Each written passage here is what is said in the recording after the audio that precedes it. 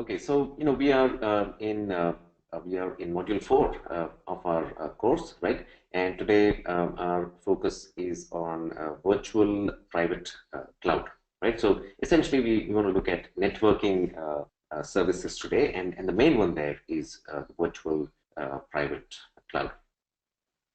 Okay, so today, what we'll do is we'll try and understand what a VPC is, and what has happened is what happens is a lot of us, come from application backgrounds or system admin backgrounds, development backgrounds, right? So we understand things like web servers, database servers, etc. But we don't really know much about networking. Right? We don't know about networking because the networks are usually set up by someone else, right? Some other department, and a lot of people don't have familiarity with networking concepts, right? Now the cloud changes that. Right? The cloud changes that because you have to set up your stacks in, the networking bit also has to be handled, right? Especially if you are concerned about security, right? So virtual private cloud, first of all, private cloud, right? It's basically where you have your own private network. Right? You have a private network. Often, private cloud also uses dedicated infrastructure, right? So it's mainly two things. Do you have a private network instead of a public one, and do you have dedicated hardware, right? So that's what private cloud is. And a lot of people are saying, look, we need private cloud-like capabilities because there are regulations which require that we use dedicated hardware, or even if that's not required, at least we want our own private network, right? We don't want it to be exposed to the internet where it is more vulnerable, right? So that's what a VPC is. And now what is happening is AWS has realized VPCs are a better way than what used to happen. So VPC is a relatively new service, right? And before VPCs, the servers were deployed in the public cloud, right, where anybody could access those servers if the firewall rules allowed that, right? But VPCs are a networking feature where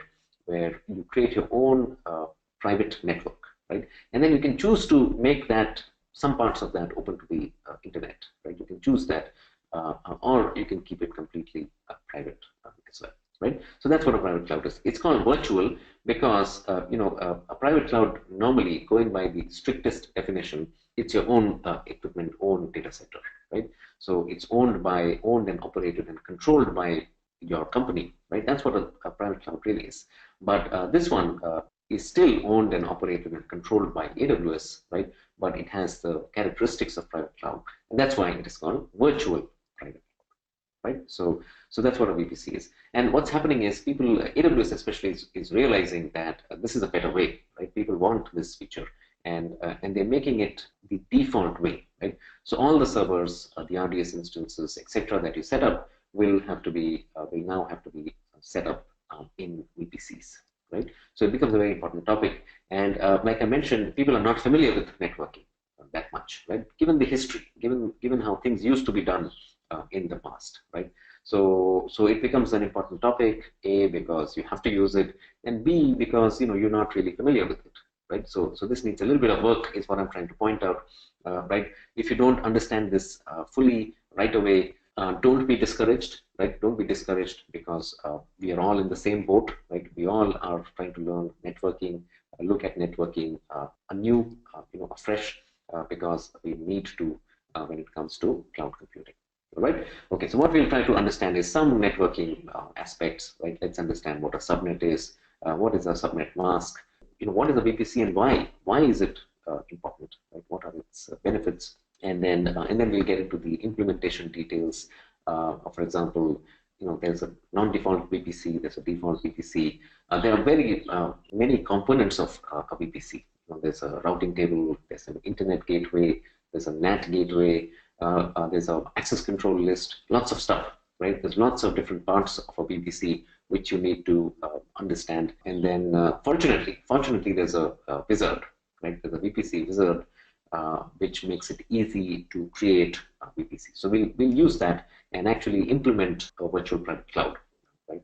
So that's what we'll do. And we'll also take a look at one more networking service, right?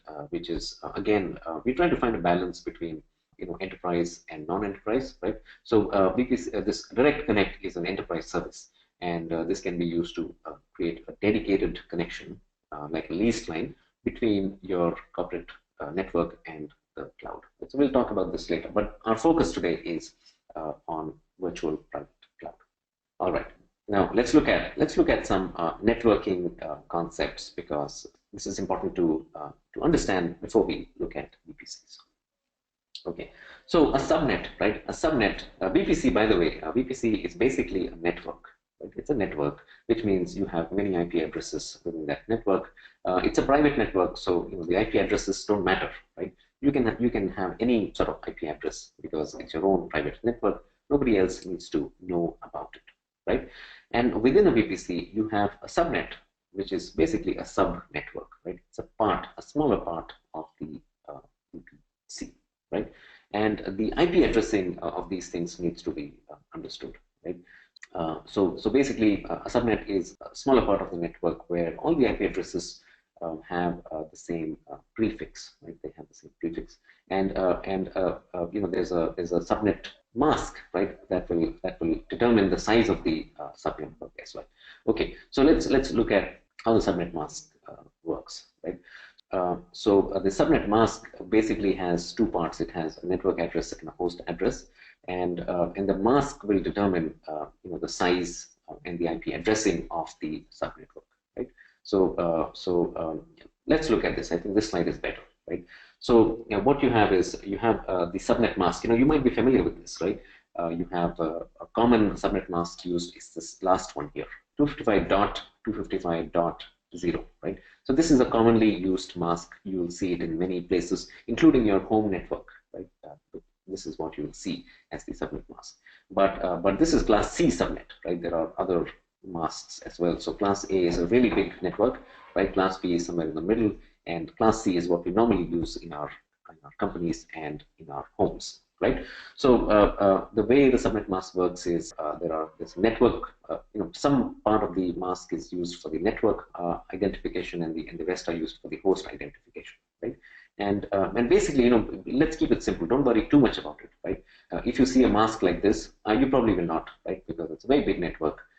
This is a class A network, and it has close to 16 million hosts, right? 16 million IP addresses can be fitted into this network, right? And by the way, this mask applies to VPCs as well, right? So it's not just for subnets. The mask applies to the whole network as well, right? And class B networks will have about 65,000 IP addresses, and class C will have 256 IP addresses, right? 2 IP addresses are reserved, so you effectively get lesser IP addresses, right? So just remember that there are 3 types of networks depending on the subnet mask, and these 3 networks can be very big, 16 million, or it can be small, which is 256 IP addresses, right? So what we do mostly is in the VPCs, we set up subnet masks with class C, right? And the VPC itself is a class B, and within the VPC you can have 1 or more subnetworks which are class C networks, right? So that's how it works. Okay. Now let's look at VPCs, and let me just also point out one very good resource, right? I like to use this. Just look at CIDR Wikipedia page, a very good Wikipedia page, and this talks about all this, what's a subnet, what's a subnet mask, right, and how all of this is calculated. These are not AWS topics, right? This is networking concepts, and this explains everything very well. And you can especially look at this table here, right, where this is your subnet mask, right, and it translates to how many IP addresses, right?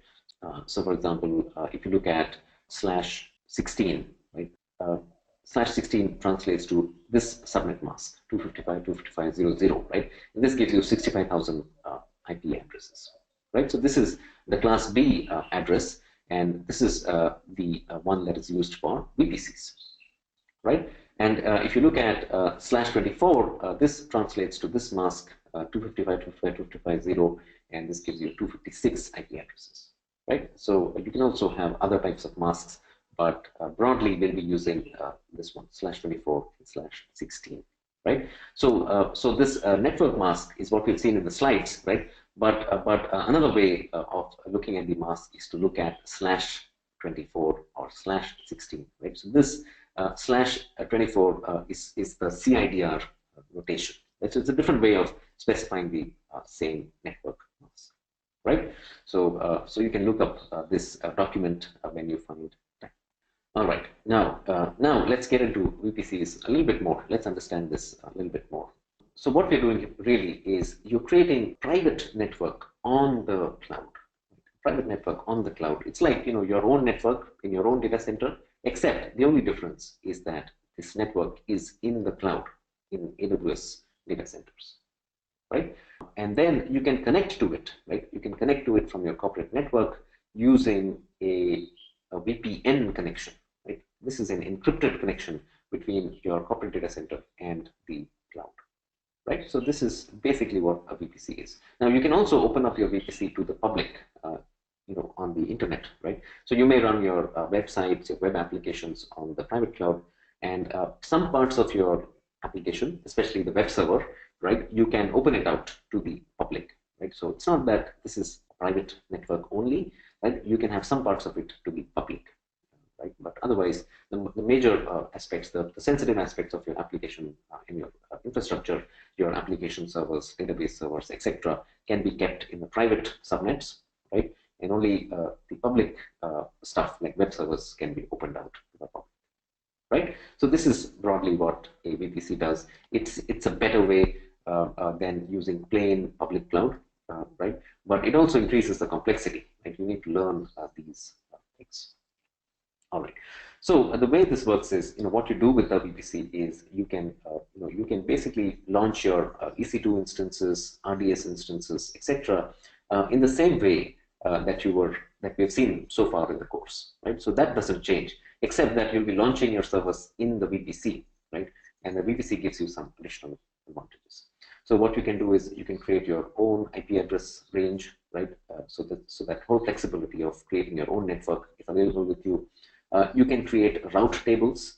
These route tables determine, how the traffic can flow within the network, within the VPC, and also between the VPC and the external world. So you have control over the routing of the network traffic. Okay, you can also create what are called internet gateways, and you can attach them to subnets. And what happens with internet gateways is that internet gateways can be used to connect to the outside world, right? And you can also allow the outside world to connect to some of your servers, right? So this internet gateway is the one that makes it possible for people outside from the internet to connect to your servers. So maybe you have your web application or your website which you want to make public, right? Then you have to use the internet gateway, right? So this is what opens out your VPC to the internet, right? You can have multiple subnets, right? You can have many subnets, some public, some private in the VPC. So you can handle this layering. You also have security settings which are better in VPCs. So, for example, you have security groups, which we've seen so far, right? We've seen the firewall that we attached to the instance, and in addition, there's a network level firewall as well, and that's called access control list, right? So there are two layers actually. There are two firewalls, one at the resource level, servers, databases, etc., and then one more at the network level, at the subnetwork or the VPC level, right? And of course, you can also connect. You can connect to the VPC using VPN, right? Using a VPN, which is an encrypted communication between your corporate network and the VPC, right? So you can see here, right? You have more control over networking using things like routing table, custom IP addresses, etc. You can choose to open out VPC to the cloud, to the public internet or not, right? That's another benefit. You have multiple security layers, and also you have encrypted connection to your VPC, right? So I hope you can see that it does give you those additional security benefits, right? So that's why VPCs are becoming the default, right? We all have to use VPCs, even though they are a little bit more difficult to learn. All right? Okay. Now there is, now AWS is aware, right? AWS knows that people are struggling a little bit with VPCs, right? So what they've done is they've created a VPC. They call it the default VPC, and this is pre-built, right, ready-made. If you go to the VPC console on your AWS console, you'll find there's an existing VPC already there, right? So that's called the default VPC, right? And the reason they made this is because they want people to get started with setting up their EC2 instances, RDS instances, etc. And you can quickly use the default VPC, right? You don't have to create your own VPC. Just use the default VPC and set up your servers, and everything will work fine. And the reason it works fine is because the default VPC has very loose rules, right? So the firewall rules, the access control lists, etc., are quite open.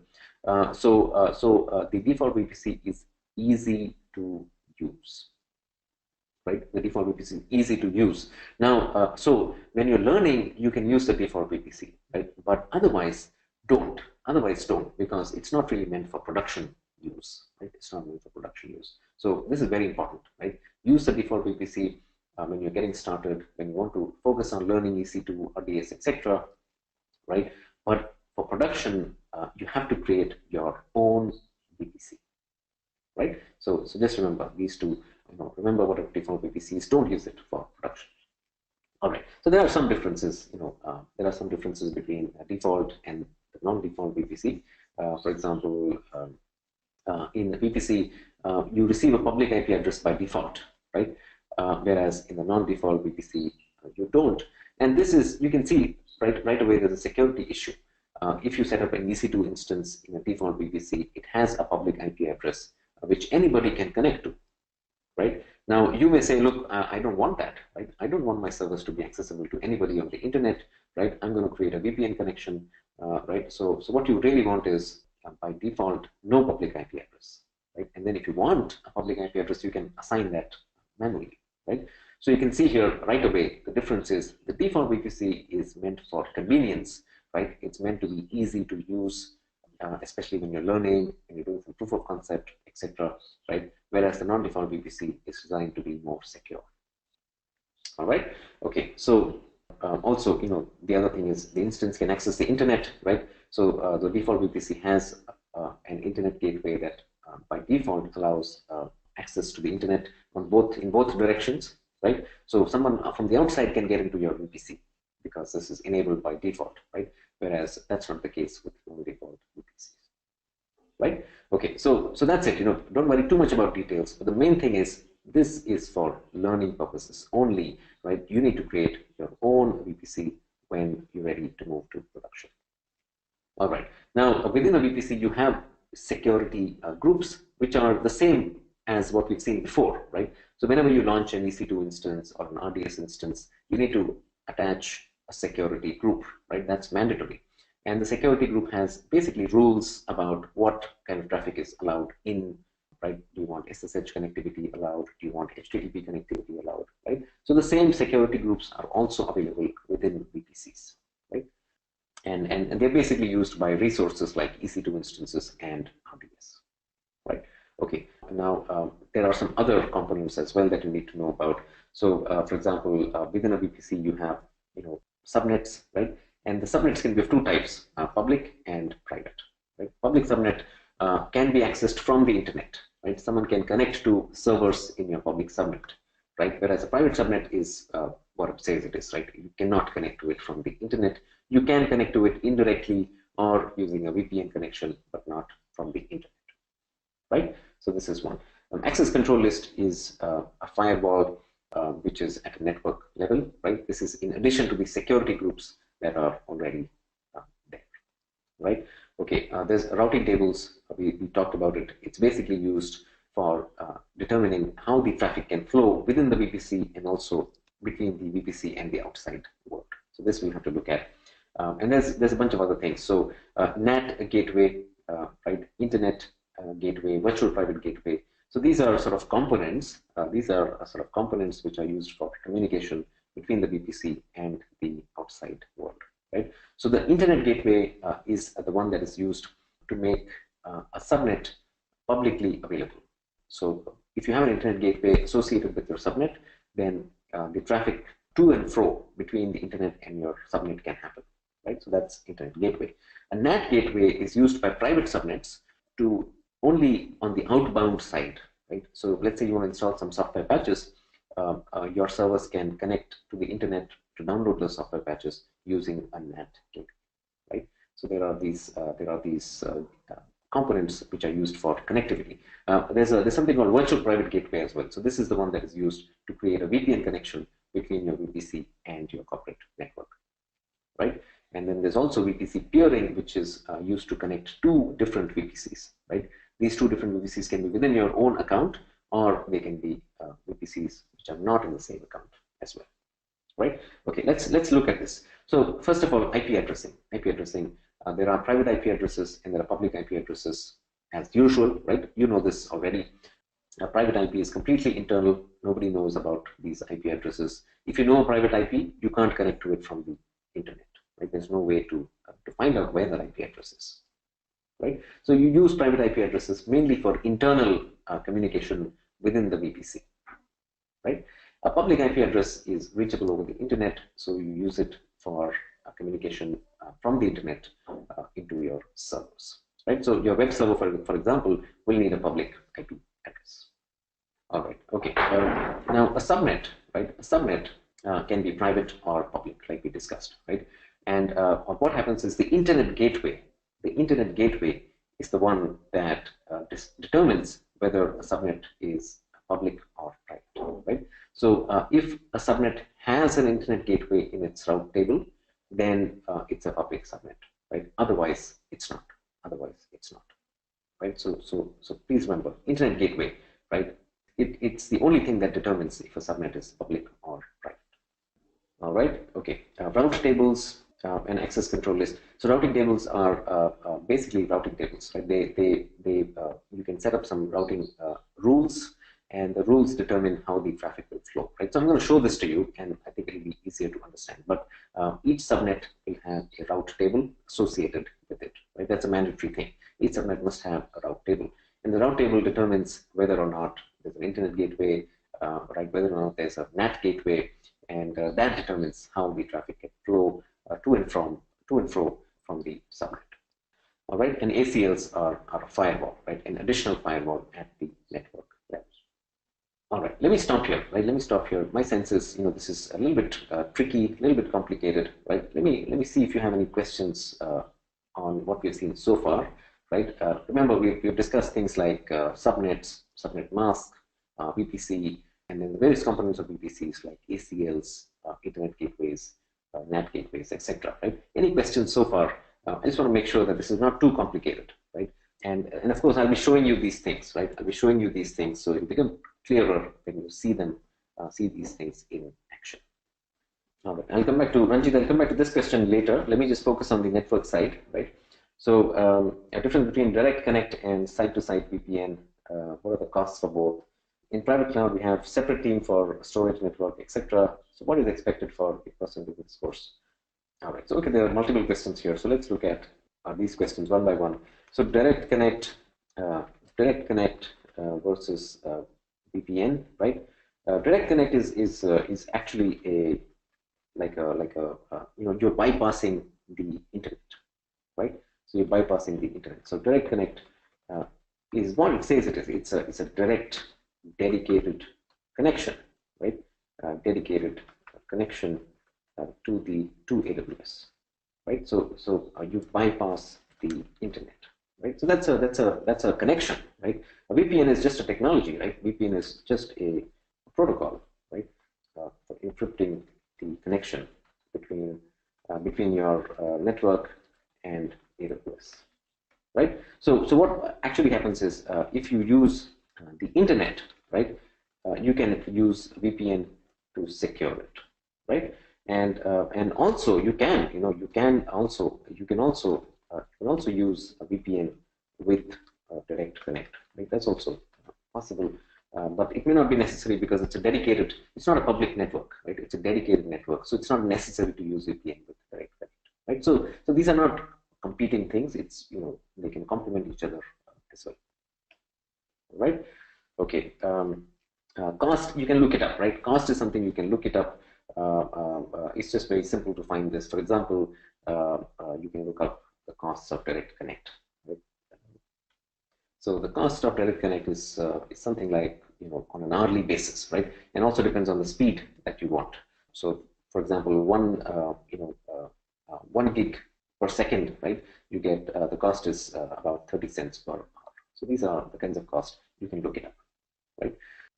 The second question is, in the private cloud, we have separate team for storage, network, etc. So what is expected for a person doing this course, a master or jack of all? No, so this is a solutions architect course, right? So you need to know enough. If you want to architect, if you want to design these things, if you want to make decisions for your company, right? You don't need to master all this, right? You don't need to be a master of deployment or implementation of these things, right? Which a network administrator, database administrator, system administrator can do, right? What you need to know is how all this works, right? How all this works.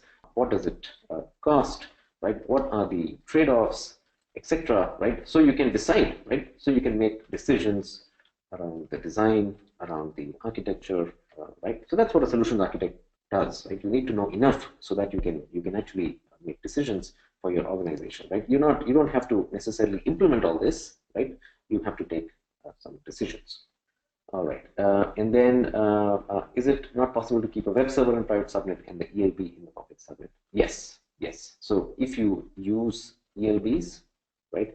If you use ELBs, then yes, then the ELB can be in the public subnet and the web servers in the private subnet. Yes, right. But if you don't use ELBs, then the web server becomes the first layer, right? So then the web server has to be in the public subnet, right? So if you don't have ELBs, by the way, for the benefit of others, ELB is elastic load balancer, right? So you use load balancers when you have multiple servers in your web tier or application tier, right? So the ELB is distributing the traffic to the multiple servers.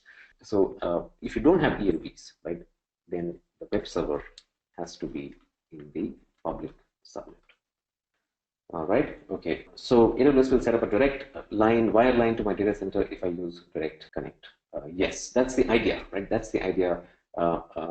Check out, direct connect may not be available everywhere, right? So check out if it is available,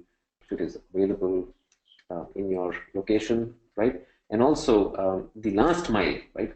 You may need to talk to an AWS partner for the last mile, right? And you have to figure out the costs, the service costs, etc. of the last mile. So I'm not very familiar with it because I've not really done it myself, right? But the general idea is the AWS Direct Connect. There will be some locations, right, where AWS Direct Connect will be available, and then the last mile is a complicated bit, right? You have to speak to somebody. They have partners, right? This AWS has a partner network. You'll have to speak to some partner who and figure out what's the best way to connect the last mile, right? But yes, the idea is what you say, right? Which is to set up a wired line dedicated connection from your corporate network to AWS. All right. Okay. So let me continue here, right? With VPC, and we'll see this as well. Okay. So NAT, right? NAT is network address translation. And you normally want to use something called a NAT gateway. This is used by servers in the private subnet to go out to the internet, only on the outbound side, right? Because private subnet servers also need to connect to the internet for things like downloading software patches, right? So the NAT gateway is the one that lets you do that, right? Remember, internet gateway to make the subnet public, right, where anybody can access your subnet. A NAT gateway is used by private subnets only for the outbound traffic to the internet. All right. Okay. Now there is a NAT gateway and NAT instance. NAT instance used to be there, and now there's a gateway service, right? So I always recommend that you use the gateway because it is fully managed, scalable, much simpler to use the NAT gateway, right? NAT instance. If you want to have control over the NAT, right? I don't know why you would want to do that, right? But it's an option available, right? So and that instance is basically an EC2 instance that comes up, and you have to manage, you have to make sure it's always up and running, right? Whereas a gateway is more of a managed service where everything is done for you by AWS, right? So my recommendation is that you use the NAT gateway. All right, okay. Now there's also peering, right? There's also peering. So sometimes you may want to have you may have two VPCs, right? And there may be a need for connection between the two VPCs, right? So then it's not easy to make them talk, right? Because remember, these are private networks, right? Their IP addresses are private IP addresses from one VPC, right? Even if you know the IP address of the other, you can't really connect because these are private IP addresses, right? So what you need to do is to create a peering connection, right? You need to set up peering between these two networks to make them talk to each other, right? So for example, let's say you have VPCs for each department in your company, right? The finance department, your HR department, they have some applications, and there's a VPC for each department, right? And sometimes there may be need for communication between the two types of applications, right? So there you'll probably create a VPC, a peering connection. All right, okay. Internet gateway, like I said, it's used to make the subnet a public subnet so that people can access your subnet from the internet. All right, so these are some terms and terminologies and components, right? I know this is a little bit of a difficult topic, right? So don't be discouraged, right? Don't be discouraged. Let's take a look at this. Hopefully, it'll make things better, right? So thankfully, there's something called the VPC wizard, right? The VPC wizard. The VPC wizard can be used to create different types of VPC scenarios, right? And there are four common scenarios. Right? There are four common scenarios, and we'll probably look at maybe one or two of these today, right? But let's talk about these scenarios a little bit. The first one, this is a VPC with a single public subnet, right? VPC with a single public subnet, right? And what can you do with this? You can maybe run a web application on a server, right? And that server will be in the public subnet, and anybody in the world can connect to your web server and use your application, right? So this is a very simple scenario of a VPC, right? Scenario 2 is pretty good as well. Here you have one public and one private subnet, right? And what happens is your web servers will run in the public subnet because you want people to access it from the internet, right? And your database servers or even application servers can run in the private subnet because you don't need anybody to connect to it, right? You don't need any person to connect to it from the internet, right? It's your own private server, right? So you have your databases, application servers, and any other component in the private subnet, and only the web server or the load balancer, if you're using it, to be in the public subnet, right? So this is a good one. This is a good case where you have both public and private subnets in the same VPC, right? Okay, now scenarios 3 and 4 are similar to 1 and 2, right? They're similar to 1 and 2, except they talk more about corporate applications where the applications are accessed mainly from your corporate network, right? So for example, in scenario 3, you have a public and private subnet, and you use a VPN connection to talk to the VPC, right? So that from your corporate network over a VPN connection, over an encrypted channel, you can connect to your servers, right? In scenario 4, so scenario 3 is quite similar to scenario 2 actually, except there's a VPN connection out there. And scenario 4 is actually quite similar to scenario 1, where you have a VPC with a private subnet, right, and a VPN connection to that private subnet, right? So scenarios 3 and 4 are mainly used for maybe internal applications, right? Internal corporate applications which are accessed mainly from your corporate network, whereas scenarios 1 and 2 are used for more public-facing, right, internet-facing applications that you may want to have, right? Okay, so these are the 4 scenarios, common scenarios, and there's a wizard which can be used to create any of these scenarios, right? So let me stop here. Let me show you some of these things, and hopefully it will become clearer. All right, let me sign into my console here.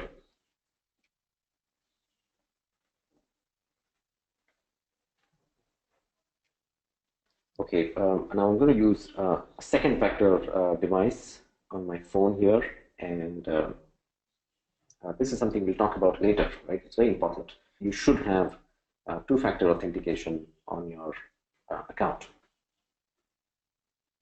All right, so this is the management console, right, which we are all familiar with. And now, if you look at the networking category right here at the bottom, right, you will find VPC is the first choice here, right? So let me click on VPC. All right. Now, if you look at the home page, right, you can see right away that there is one VPC already there, right? And this is the default VPC that we spoke about, right? So remember, we said there's a default VPC which is ready-made, already there, right? It's used for to help you get started with VPCs, right? It's easy to use, but you know, it's not very secure, right? It's not meant for production use. It's only convenience, right? So that's what this VPC is, right? And this VPC has a subnet in each availability zone, right? Subnet in each availability zone. That's why you see 4 subnets that are part of this VPC, right? By the way, folks, a VPC, right? It's very important to understand. VPC can only be within one region, right? It cannot span regions. And a subnet can only be within one availability zone, right? It cannot span zones, right? That's something important. All right. Okay. Now let's look at this VPC a little bit, right? Let's just see what it looks like. This is the default VPC, right? This is a default VPC. If you click on it, you get basic information, stuff like what is the IP address range, right? You can see here this has IP address of 172.30.00/16, right? /16, and this is the network mask, right? This is a network mask. And if you look at your CIDR notation table, right, you can see /16 actually means a mask of 255.255.00, which means there are about 65,000 IP addresses possible in this VPC, right? So a VPC itself is a network. It has its own network mask, and this is a large network, a Class B network, right? It's a Class B network with about 65,000 IP addresses, right? Okay, now this has subnets, right? And there's one subnet for each availability zone. There are 4 zones in this region, right? So if you go to any other region where there are only 2 zones, for example, you'll find only 2 subnets, right? So main thing is the subnet can only be within a zone, right? And the default VPC has 1 subnet per zone, right? Okay, now look at the, if you look at these 4 subnets, right, you can see the IP addressing. This one is 172, this one is 172.30.00/24, right? The subnet mask is 24, right? And this 24/24 corresponds to a subnet mask of 255, 3 255s, right? And there are 256 IP addresses in this subnet, right? So that's all. That's what you need to know. That how many, what's a network? How big is a network? How many servers can I have, right? So all you need to know is a subnet is usually created. It's a Class C network, and usually you can have about 256 IP addresses in a subnet, right? So so this is one aspect. Now look at the IP addresses, right? This one has a 172.30.00/24, right? The next one has 172.30.10/24. Right? So you can see the network addresses are different, right? This will be, this has its own set of IP addresses, and the other one has its own set of IP addresses. There's no conflict. There's no conflict because they're all part of the same network, right? You can't have IP address conflict. So the subnets have different IP address ranges from each other, right? From each other. So, because there's no IP address conflict, your traffic can flow easily between subnetworks in the VPC, right? So you can see here it's 00/24, 10/24, 20/24, and 30/24, right? So these are the different networks, right? All right. Okay. Now let's take a look at one of these subnets, and also for each subnet, let's look at these tabs here. Right? There's route table, there's network ACL, especially, right? Okay, and also the summary itself. Right? You can see the subnet has this subnet mask. It has about 256 IP addresses. Subnet is in this zone, right? It can only be within one zone. right? Okay.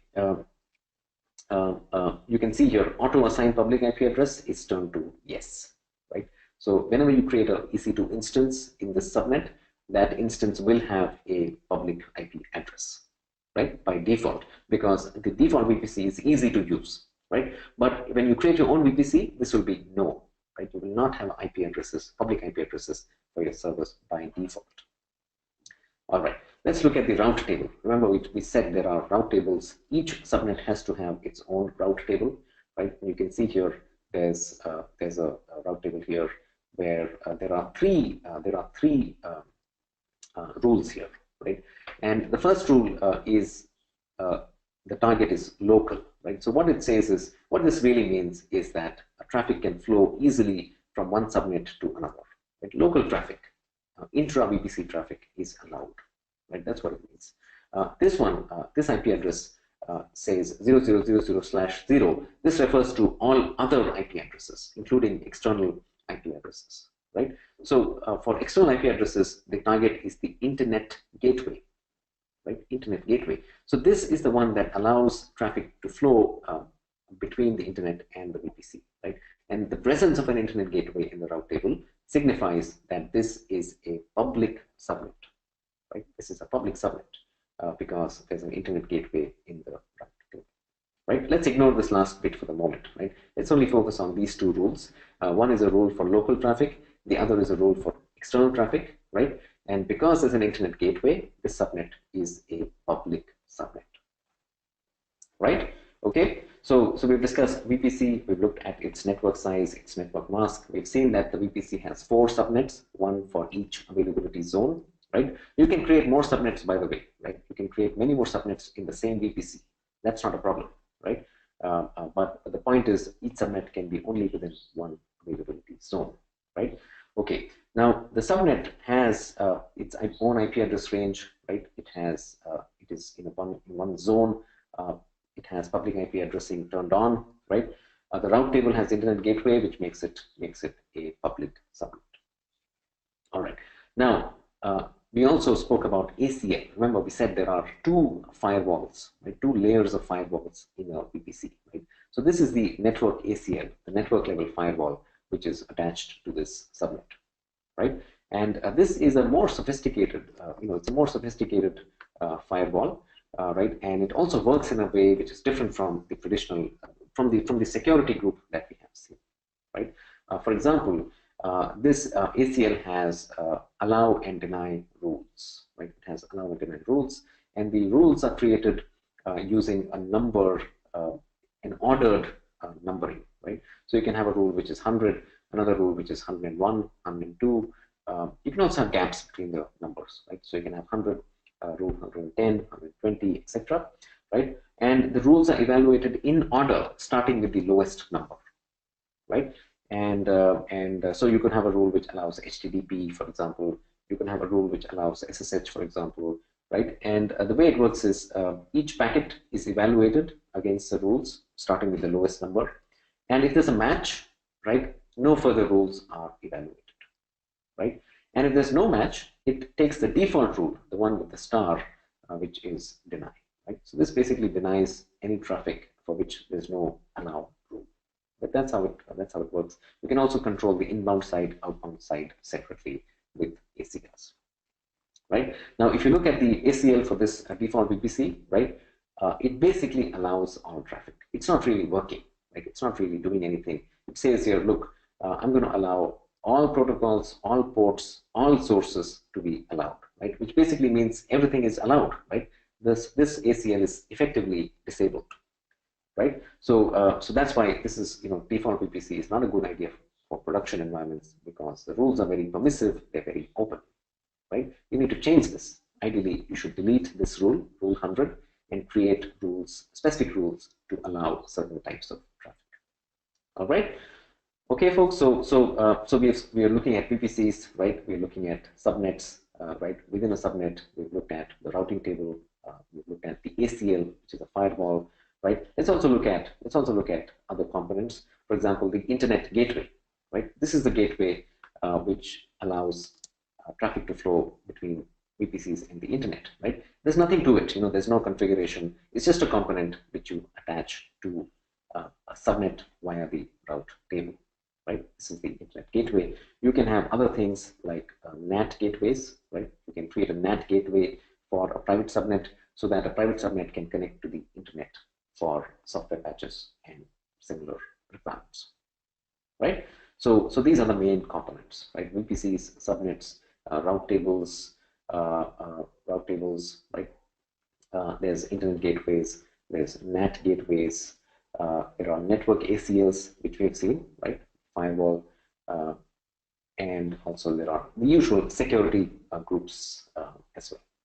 All right. So basically, I've done a walkthrough of the default VPC, right? Let me stop here.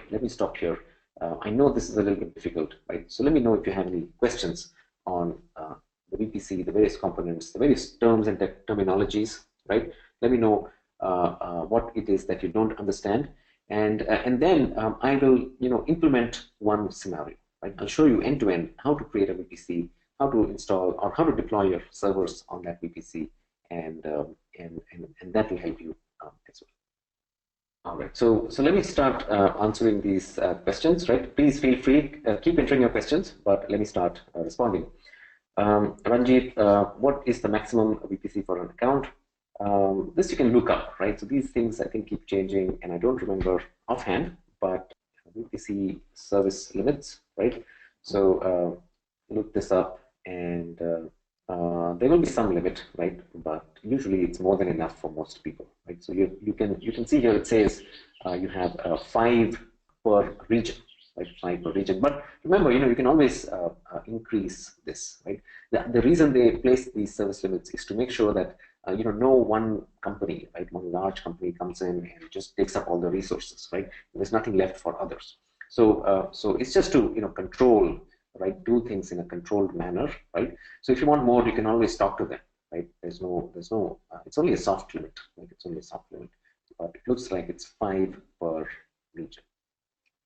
So 5 per region, right? You can always talk to them to increase this, right? And also, you don't need too many VPCs, right? In one VPC, you can have many different applications, right? Remember, it's a very big network, right? 65,000 IP addresses. So you can create many applications in the same VPC, right? You can also create many subnets. So basically the point is you may not need, right? You may not need too many VPCs. You can set up many applications in one VPC. All right. Okay. Jesus, VPC can be an Active Directory member or not. No. So Active Directory, is basically the authentication database, right? So a lot of companies have their Active Directory, have their users and usernames and passwords set up in Active Directory, right? So that's what I guess you're referring to. And can a VPC can be an Active Directory member? So so maybe, I'm not sure, exactly what the question is. So maybe, are you asking if Active Directory can be set up inside a VPC or not, right? Look, if your apps are in a VPC, right? If your apps are in a VPC, and you want the authentication, the user authentication, right, to happen via Active Directory, right? You can do some integration, right? You can basically do some integration where the authentication can happen via Active Directory, which is outside of a VPC, right? Or the Active Directory can be inside of a VPC as well, right? So the AD can be in the VPC or outside, right? And your application integration will have to take care of this, right? So I think it will work in both ways. There's no problem there, right? Only the authentication bit, you can go to Active Directory outside of the VPC. Once the user is authenticated, you're connected to your applications in the VPC, right? That's possible. Or you can have the AD server within the VPC, so you have everything, all your components inside of the VPC, right? So both are possible, and right. So I hope I've understood your question correctly, right? And the authentication, by the way, right? So you don't need AD authentication connect, right? To connect to a VPC, right? To connect to a VPC, you need the SSH connectivity, right? You need user accounts on your Linux servers or Windows servers, right? So these may not go through the Active Directory as well, right? So yeah, so maybe you can just explain your question more, and then we'll come back to this. All right, Keshav, the main difference between NAT gateway and Internet gateway. Yeah, so Internet gateway is used for basically making a subnet into a public, right? Into a public subnet, right? So when you have an Internet gateway in the route table, it means you can connect to the servers in the public subnet from the internet, right? That's what an Internet gateway does. And a NAT gateway is actually used by the private subnet to connect to the internet, right? Only on the outbound side, right? And this is, for example, for downloading software patches, right? So the servers in the private subnet also need to connect to the internet, right, to download some stuff. But you don't want to allow someone to come into your private subnet, right? So you don't want inbound traffic, you want only outbound traffic, right? So that's what a NAT gateway does. So these are two different things. Internet gateway used by public subnets, NAT gateway used by private subnets. All right, Ranjit. Okay, one question. Question number one is: can I create one VPC on my account, personal, and another VPC in my in account 2, which is an office address, right? And can I do peering between the two VPCs? Answer is yes. Yes, you can, right? So you can peer VPCs belonging to two different AWS accounts. Yes, you can do that, right? And then the second question is: in my private cloud, I create each environment like production, QA, etc. in separate virtual LANs. So in AWS, this VLAN will be a VPC or a subnet. Yeah, it can be either, right? It can be either, right? It can be either. But I guess you should use subnets, right? I guess subnets are better because there's a limit on the VPCs, right? There may be some limit on subnets, but you can create many subnets, right? Subnets is better because you can create as many as you want, right? You can create as many subnets as you want, right? And if you don't want communication between these subnets, right, you can use the routing table, right? You can use the route tables for each subnet to block traffic from between these various environments, right? Between these various environments, you can also use ACLs and security groups to block traffic, right? So that you basically create a separation between these environments. Like in my case, I'll tell you, I have seen cases where the development servers have connected to the production database, right, and caused some damage, right? So normally you want to have a very good separation between your various environments, right? So what I would recommend, right, you can do many things, but what I would recommend, my recommendation is create separate VPCs. Let me correct this, right? So I think it's better if you have separate VPCs in separate regions, right? This is even better, and this is even better. So my recommendation is, create a development environment in, say, US East, create a production environment in US West, right? That is better, and this way you have separate VPCs as well, right? And you can peer them if there's a need to transfer some data, right? Especially you want data to go from production into development or test environments sometimes, right? So then you can create a peering between these environments. Keshav, communication among EC2 instances, what are the best ways? No, you can just connect, right? You can just connect. There's no within a VPC or a subnet, right? Just use IP addresses. Just use the private IP addresses. Don't use the public IP addresses, right? Just use private IP addresses, and whatever protocol that you want to do, right? Just use private addresses using whatever protocol you want to use. So, for example, if you want to file transfer, right, maybe you can use SFTP, right? So you can even use HTTP to do some communication. So the routing table allows communication. There are private IP addresses, so you can connect. Yeah, so that's what, when you say access one from the other, right? So what you do is on the first one, right? What you can do is, for example, if you want to connect via SSH, right, to run some commands. So what you can do is connect from the first one, right? From the first server, run a command, something like this, which is you run a command which is SSH -I private key, right? Username @ private IP of second server, right? Something like this. So this way you can SSH to the other server and using the private IP of the second server, right? And depends on what you want to do with the connection, right? This is a way to connect to the other server and run some commands on the second server. All right. Yeah, I hope that's clear. If not, please, you can ask a follow-up question if that's not clear.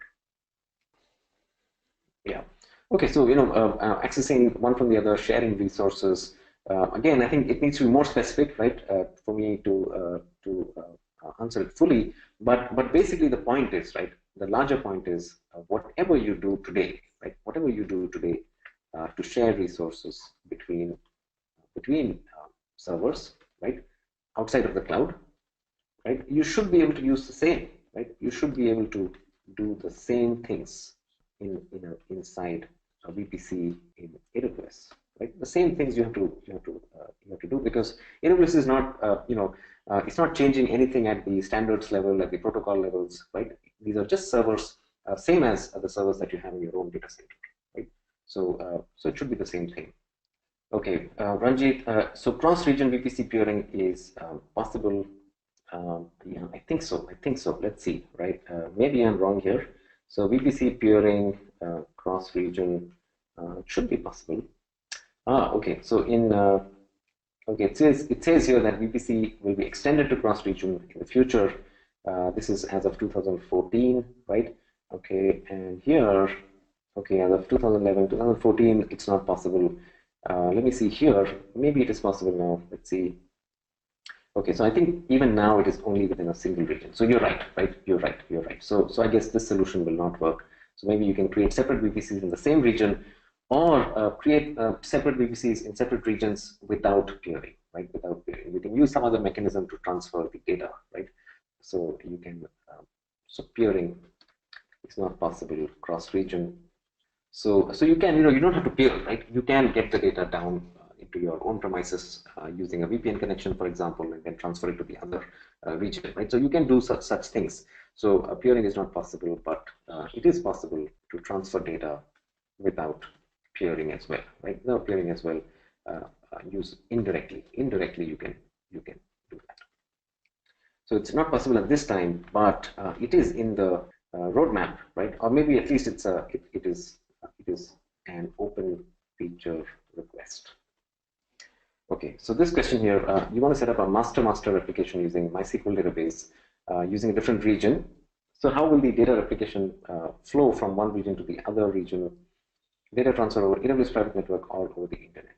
No, so there is no AWS, there's no dedicated AWS network between AWS regions, right? So there's no like a direct connection between these regions, right? So it will be over the internet, right? So that's why I think your master replication will not really work because the latency is too high, right? You can have master slave maybe, but even there the slave server will have data. There'll be a lot of gap, right? There can be a lot of gap when you try to do replication across regions, right? So I don't know if it is a good idea to have a replication, MySQL replication across regions. So basically, MySQL replication across regions, right, might not be a good idea unless you are secondary server, right, or rather unless you are okay, right, unless you are okay with a lot of delays, right, a lot of lag in the replication, right? So there are some use cases where you can, for example, right, one interesting thing that let me just tell you here is you can consider using RDS read replicas. So here what happens is you can have out of the box solution where you can create read replicas in other regions from the master, right?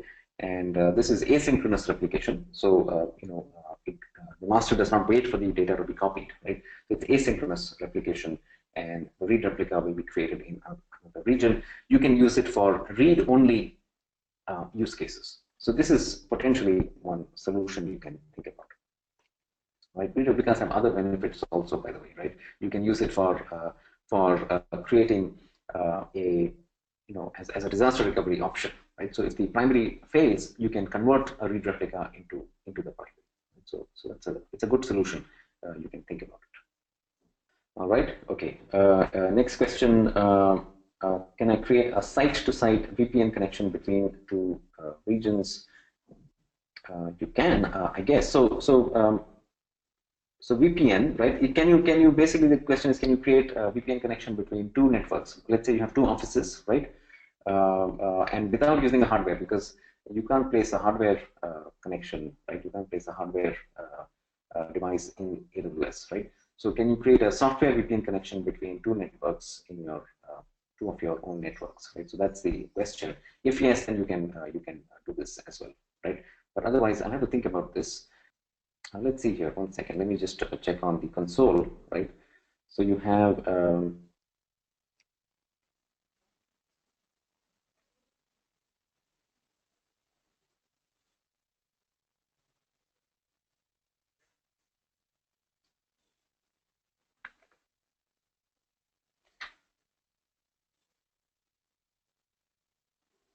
yeah, so let's come back to this, right? I think it'll take a bit of time to sort of experiment with this, but let's come back to this. It's an interesting one. Let me highlight this so that I remember this for later. Yeah, so this, the wizard has a third option to create a hardware VPN, but this is, for communication between your corporate network and the AWS VPC, right? So let's take a look at these scenarios a bit more. Yeah, so this is, basically communication between your corporate network and the VPC, right? That's what the VPN connection is for.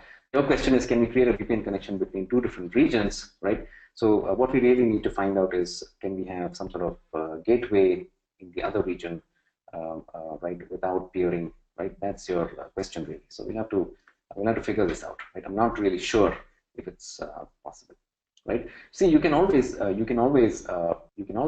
over the internet, right? You can always use other protocols, right? Depends on what you're doing.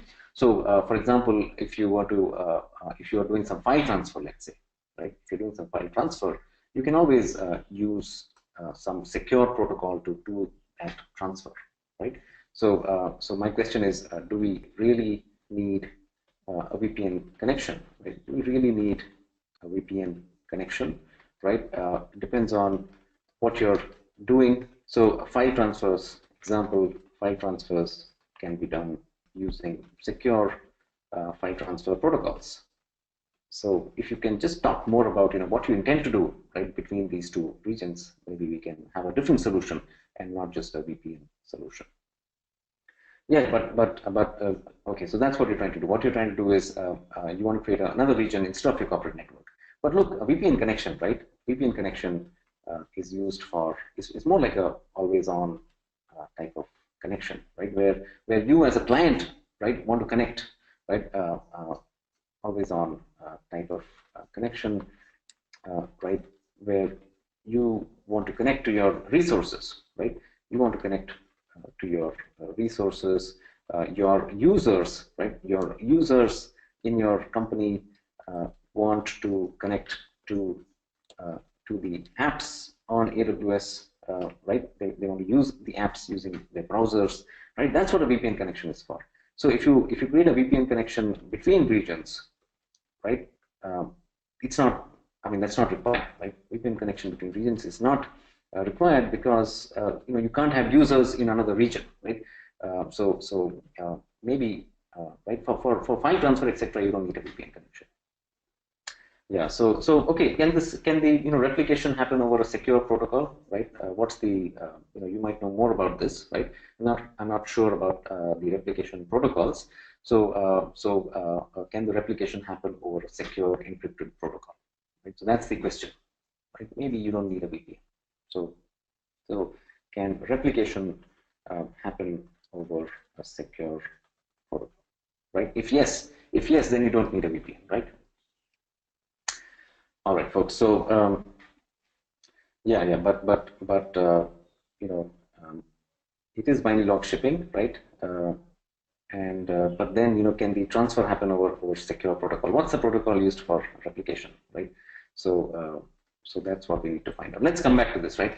I don't want to, you know, these are kind of advanced questions, right? And you know, I don't want to worry the others in the class too much, right? So let's come back. Let's come back to this. All right. Okay. So now let me, you know, we've discussed VPCs, right? We've discussed the scenarios and the various components. Let me implement this, right? Let me implement this. Let me show you how all this works. We're basically going to implement, let's say, scenario. Let's say we'll implement scenario 2, right? Let's implement scenario 2, and I'm going to show you this from the console, right? And I'll use the VPC wizard, right? The VPC wizard. Okay. So our goal is to create scenario 2, right, which is one public and one private subnet, right? And you can create a VPC using you know, these individual options in each area, right? So you can say create a VPC using this button. Then you can go and say create a subnet using this button. You can create a route table using this button, right? And then you have to sort of configure all these to work together, right? So you need to connect the route table to the right subnet. You need to create these rules manually, right? So you can do this by hand, right? But I would recommend that you don't, because, you know, it's a difficult topic, as you can see, right? So don't create it by hand. What you should do is go to the VPC dashboard. You will find something called the VPC wizard, right? So use the VPC wizard because it will do the creation and configuration of all these various components automatically, right? Automatically. So this is a good idea, right? Don't try and do it yourself, at least initially, right? Unless you're a very you know, experienced person in networking world, right? Okay. So what you do is you click on this VPC wizard, and then you have these 4 options here, right? You have VPC with a single public subnet. You have VPC with one public and one private subnet, and then the other 2, which are more corporate networks, right? So if you know 1 and 2, you are well on the way to learning 3 and 4, because 3 and 4 is basically the same thing with a VPN connection, right? Okay. So what I'm going to do is, all right, let's start something simple, right? Let's start with the VPC with a single public subnet, right? Let me create this VPC, and then we look at this VPC. What are the subnets? What are the routing rules? Where's the internet gateway, etc. Right? And then we will launch a server. We launch an EC2 instance in this public subnet, and we'll connect to it, right? And we'll connect to it from HTTP protocol as well, and then we'll see how it all works, right? Hopefully this demonstration will make things clearer for you. All right? Okay, let me use this wizard. What I'm going to do is I'm going to select option 1, scenario 1, right? And I'm going to give this a name. This VPC will have a name. Let's call it scenario 1, right? And you can see here, this is the IP address range of the VPC. It has a subnet mask of /16, which means there are about 65,000 IP addresses, right? And then there's a subnet, which is a public subnet, which has a subnet mask of /24, right? And this will have about 256 IP addresses, right? So this is a class B network. Within this class B network, which is a VPC, we have one public subnet, which is a class C network, right? So that's it. That's all you need to do. The wizard will do the work, right? You don't have to worry about anything. The wizard will create the routing table, the internet gateway. It will do the ACL, the rules of the ACL, etc. Right? Very, very simple. Very simple. Okay, so now you can see, right? The one that is selected right now is the default VPC, right?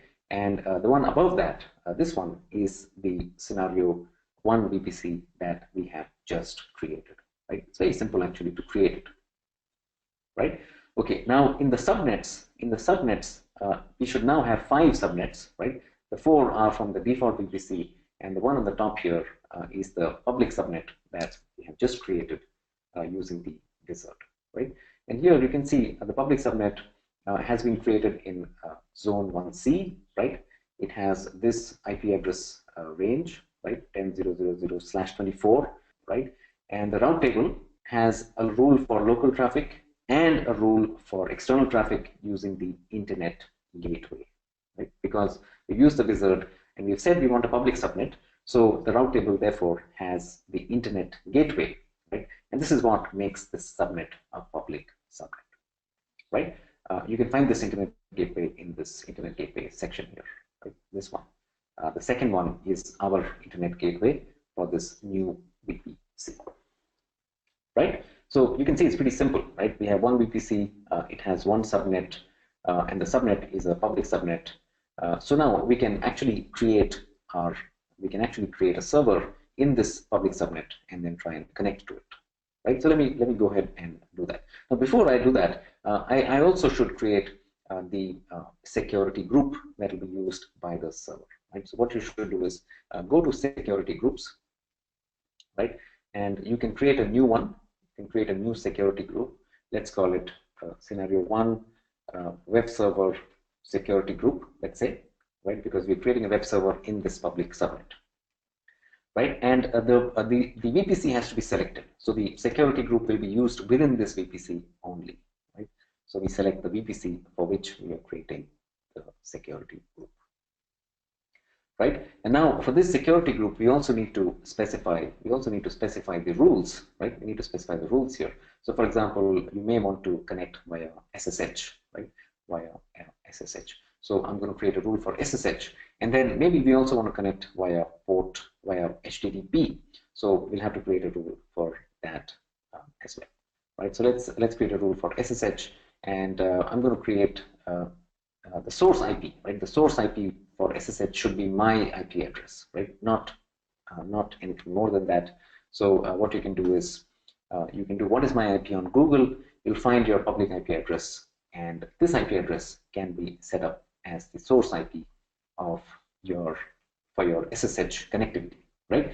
And I give a mask of 32/32, which means it's one host, right? One server that will be connecting to this server from the outside, right? You can also enter your corporate network's IP address range using a different subnet mask, right? So a whole range can also be specified in the source IP address, right? So this will allow to the server SSH access from my machine, right, only at this moment.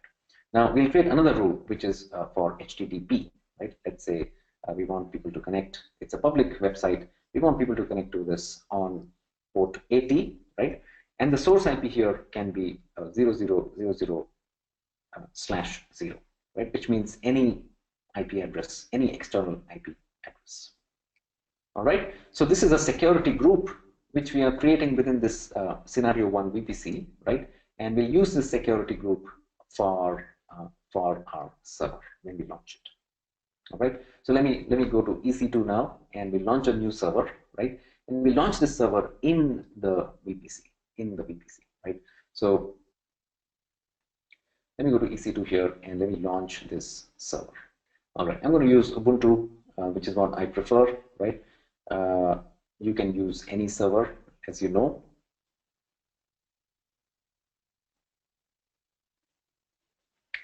All right, and we'll use micro as usual.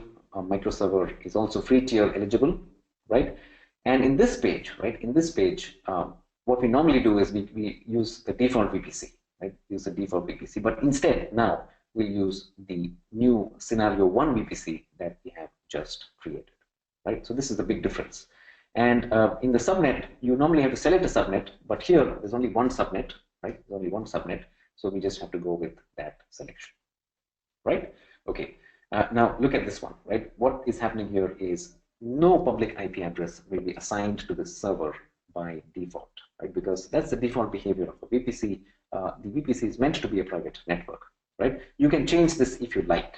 If you like, you can change this, but by default, no public IP address will be available to this server, right? So there's no way for anybody to connect to this server from the outside. All right. Okay. Now we'll leave it at that, right? We'll make sure we'll not have any public IP. I'll set up a separate elastic IP address for this at a later point, right? For now, there's no public IP address.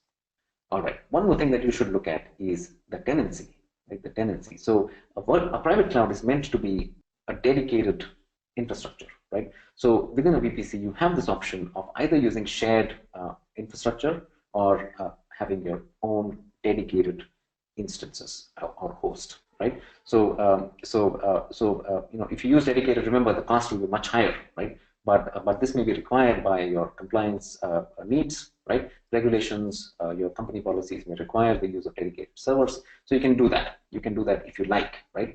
And this is what also makes a VPC valuable to some companies, right? But if you're okay with shared, then that's what you should use, because this will be cheaper. All right. Okay. So basically, what we're doing is we're launching a server, an EC2 instance, in the same way as we've done before, except this time we are selecting, a VPC that we have created. Right. This is a non-default VPC that we have created. All right. Everything else remains the same. Right. There's no difference. We do have to select our security group, right, which we have created. So in this VPC, we have this security group that we just created, right? So we'll select this one here, right? And that's it. That's it. Everything else remains the same, and we'll launch this EC2 instance in this VPC that we have created.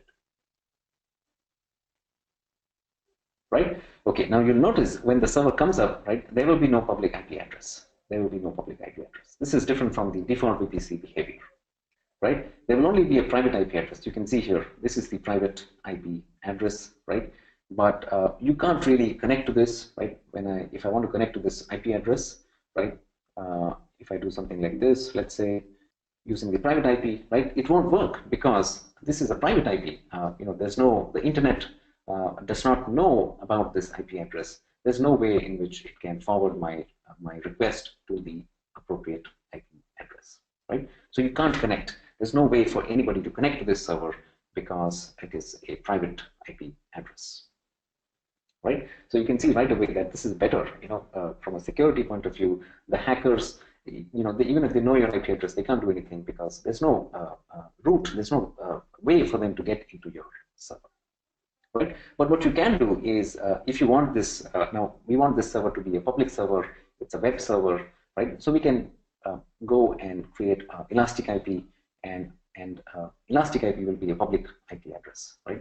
So you can then associate the Elastic IP with the server, and then you can connect to this server, right? So what we'll do is we'll allocate a new Elastic IP. And then this IP address we will associate with our EC2 instance, which is running in this VPC, right? So this becomes a public IP address, right? If you look at the instance, you can now see there is a public IP address, which is the same as the Elastic IP address, right? So now I can connect to this. I can connect to this server using this command, right? I'm able to connect to the server using this command. Because the security group allows access on SSH, right? So this is the Ubuntu server, right? You can see we have logged in, right? You can run your usual Ubuntu commands. For example, I can run sudo apt-get update to update the software repositories so that I can install some stuff, right? So you can run your usual commands on this server, and we've been able to connect to this server, right? We've been able to connect to this server because the security group allows, right? You can see the security group here. It allows access over port 22 to my IP address, right? If you tried this, you'll not be able to connect because your IP is not allowed in the source IP address, right? And also, we are able to connect to this server because the VPC in which this server has been deployed has a public subnet, right? And the public subnet has an internet gateway, right? So this gateway is the one that is allowing us to connect to this EC2 instance, right? If you remove this rule, there will be no way in which you can connect to this server, right? So two things here. One is the route table and the internet gateway, and two, the security group, which is allowing access on port 22, right? So that's why we are able to connect to this server. Okay, now let's also, what I'll do is I'll also install Apache on this server, and which is a web server, and we'll try and test this server from port 80 as well, right? Let me just install Apache here, and then we'll test this server on port 80, right? So that's done. Let me disconnect.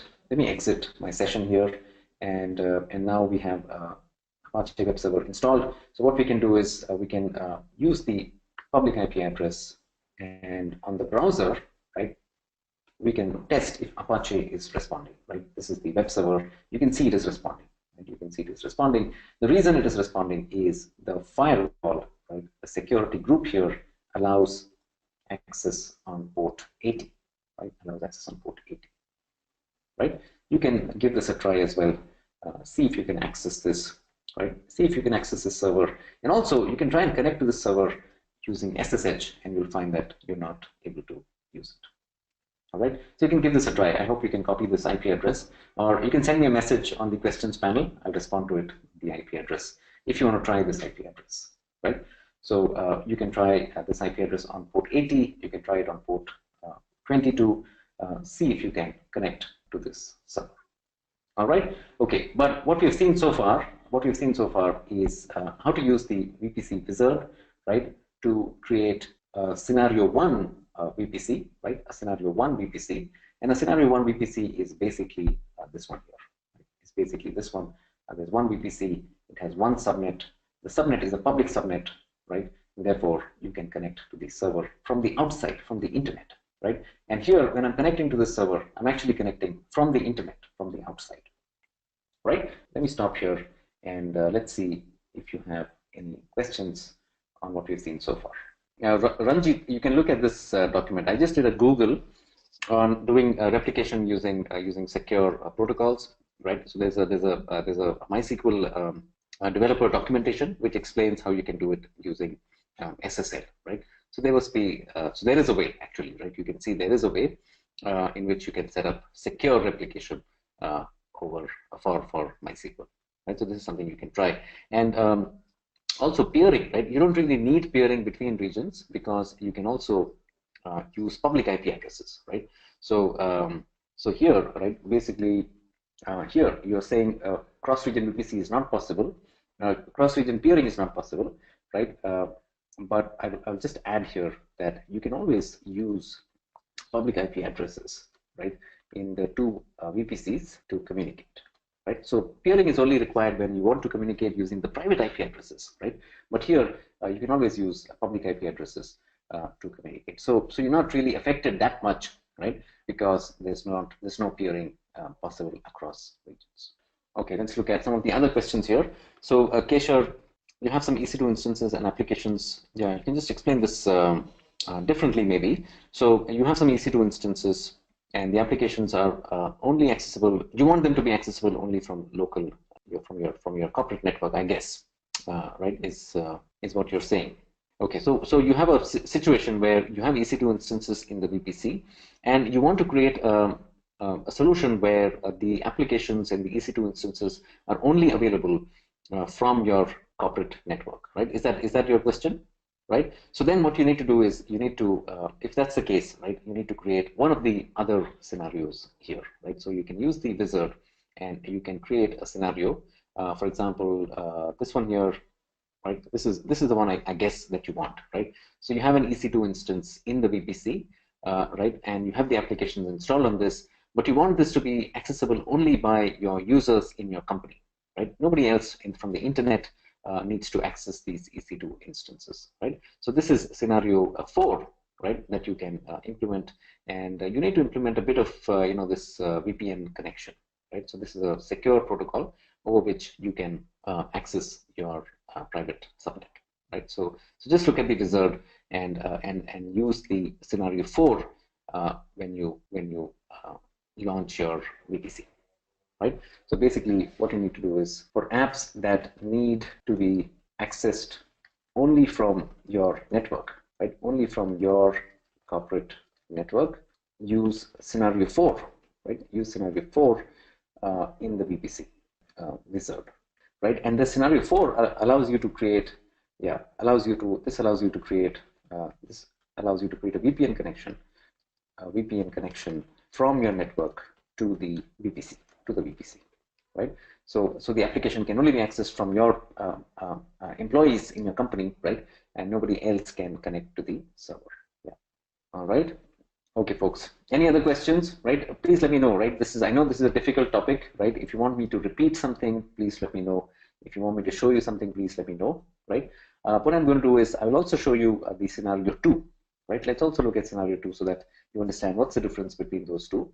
Right? We'll not see scenarios 3 and 4 because you need to get into VPN connections and so on, which is hard to show. Right? But we look at scenario 2 as well after these questions. All right, Kesha, for VPN, do we have to use third-party software? Yeah, you know there are free. I'm sure VPN clients, right? VPN clients. There are both free and commercial, right? Free and commercial are available. Maybe others in the group can give their opinions as well, right? What kind of VPN client can be used? There are also VPN hardware, right? There's VPN hardware which obviously has to be purchased, right? So there are many solutions around VPN. You have to explore this a bit. Yeah, it's a protocol. It's a VPN is a standard. It's a protocol. I'm sure there'll be many free VPN clients available, right? So it's not a problem. And commercial tools, maybe if you need some sophisticated requirements for VPN, maybe you can think about some commercial products. Yeah. So this comment, thanks for this comment, by the way. Right. So you guys, you can write your opinion as well, right? Because you can learn from each other as well, right? Not just from me. So please feel free to add your comments like this one here. And what you say here is, Ranjit, what you say here is right? The software, the VPN client can be a software VPN client or it can be a hardware one, right? And you can basically use either one. Now the hardware one presumably is better, right? It's faster, because a VPN basically is a protocol for encryption, right? So you need some processing capability to encrypt the data, and the hardware VPNs can do that faster, right? So that's the idea. And for professional needs, you probably have to go for some hardware type of clients, right? For most common general purpose needs, maybe a software client will be sufficient, and there will be both free and commercial software clients. The hardware client will obviously be a commercial product.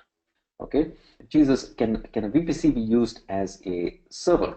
No. So a VPC, right? A VPC is a network actually, right? It's a network, much like your home network or your corporate network, right? So it's very similar to your much like your home network or your company network, right? So it's just a network, and within a VPC, you can deploy one or more servers, databases, etc. Right? Okay, so and I guess your question is a little bit different. What you're saying is, can a VPC be used only for servers, or can it be used for clients as well? Yeah, you can use it as a client as well. So, for example, one server in VPC A, right, can be a client to another server in VPC B, for example, right? Or it can be a client to another server in the same network as well, right? So so both are possible, right? But in general, right, you use cloud computing to set up your servers, right? And the clients are usually outside, right? So in general, AWS is used to set up server side servers, right? And then your clients. These could be SSH clients, these could be HTTP clients, etc. HTTP or SSH. They are usually outside of AWS, right? So in general, right? In general, your VPC will be used to host servers in general, right? But there could be some use cases where there may be a client running on a VPC as well. Yeah. So I hope that's clear, right? If not, please let me know. Okay, Kesha, you're saying you have set up software for that for the VPN client, but your question is there any VPN option on the AWS network? No. So what happens is, when you use VPCs, right? When you use VPCs, you can see here there's something called VPN connections, and there's something called virtual private gateway and customer gateway, right? So this section here in the VPC console, right, is for VPN connections, right? And here you have you have these three components here, right? So there's a customer gateway, there's a virtual private gateway, and a VPN connection. So what happens is when you configure your VPC, you need to when you configure scenario 3 and 4, right? You need to configure a customer gateway, and you need to configure a virtual private gateway. Right? So these are components which are sort of used to enable the VPN connection, right? So this is what you need to do, and you'll be able to then use a VPN client on your side, right, to connect to the VPC on the AWS cloud. Yeah, so that's the VPN option on AWS network. I hope that answers your question, right? So what I'm saying here is when you use scenarios 3 and 4, right, you set up VPN connections between your network and the VPC, right? And the components required to set up the VPN connection is available in the VPC console, right? And these components are basically virtual private gateway, which is on the VPC side, right? Which is on the VPC side, and also the customer gateway, which is on the customer side, right? So these are some components. These are not hardware, right? These are just software components which you need to configure, and then you can have a VPN connection, right? You will need a VPN client, right? And as Ranjit has said, right, it can be a software client or a hardware client on your side, right? But from the server side, from the VPC side, AWS gives you everything, right, to be able to create a VPN connection. Yeah. So and Ranjit, your comment here is that hardware VPN is used to connect between two data centers, and software VPN is used to connect individual client machines, right? Yeah. Maybe you're right. So hardware in general, right? Hardware will probably encrypt faster, right? So hardware will probably encrypt faster, right? Encrypt and decrypt, right? Encrypt and decrypt faster. So it is probably used for high volume, right? High volume traffic, and that's why, as you say, right, between two data centers you have high volume, right? So that's where hardware is used. If you have a simple use case, you just have 1 or 2 users, then software should be sufficient, right? Software should be sufficient for single or few user light traffic scenarios. Okay, so Jesus, I understand your question now. What you're saying is, can you install some client, client software on these servers? You can, right? So the question is, can you install? You need to see if these images are available, right? If these images are available. So, for example, let's say if you were to go to EC2, right, and if you were to launch a Windows instance, right? You want to launch a Windows instance here. So what you want is you want to find a Windows 8 ARMY here, right? Let's see. So Windows 8, right? You can see Windows 8 as such doesn't look like it's available.